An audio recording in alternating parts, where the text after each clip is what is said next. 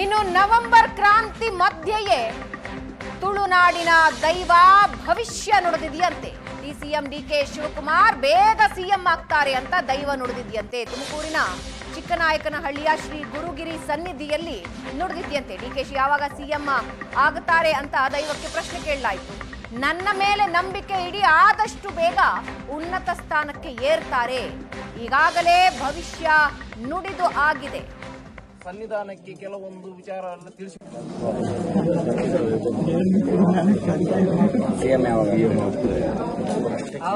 ಅದೆಲ್ಲ ವಿಚಾರ ಆಯ್ತಲ್ಲ, ಅದಾಗ ವಿಚಾರವೆಲ್ಲ ಆಯ್ತು.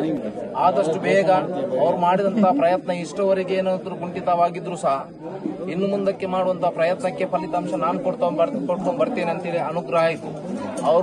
ಅವ್ರು ಯಾವಾಗ ಅದನ್ನು ಅನುಷ್ಠಾನದ ಅದರಲ್ಲಿ ಕೂರ್ತಾರ, ಸನ್ನಿಧಾನಕ್ಕೆ ಕೆಲವೊಂದು ವಿಚಾರವನ್ನು ತಿಳಿಸಿಕೊಟ್ಟಿದ್ದಾನೆ. ಅದು ಇವರ ಹತ್ರ ಕೇಳಿ ಅವರು ಏನೆಲ್ಲ ಹೇಳಿದಾರಂತೆ ಹೇಳಿ ಅದನ್ನು ಚಾಚು ತಪ್ಪದೆ ಅವರನ್ನು ನಡ್ಕೊಳ್ಳಿಕ್ಕೆ ಹೇಳಿ ಒಂದು ಕಾಲದವರೆಗೆ ಪ್ರಯತ್ನಕ್ಕೆ ಫಲ ಪರಮಾತ್ಮ ಒದಗಿಸಿಕೊಂಡು ಬರ್ತಾನಂತೆ. ನನ್ನ ಮೇಲೆ ನಂಬಿಕೆ ವಿಶ್ವಾಸ ಇಟ್ಟು ಆ ಪ್ರಸಾದವನ್ನು ಇಟ್ಕೊಳ್ಳಿ, ಆದಷ್ಟು ಶೀಘ್ರತೆಯಲ್ಲಿ ಅವರ ಉನ್ನತ ಸ್ಥಾನಕ್ಕೆ ಕೂರಿಸುವಂತ ಜವಾಬ್ದಾರಿಗೆ ನಮ್ಮ.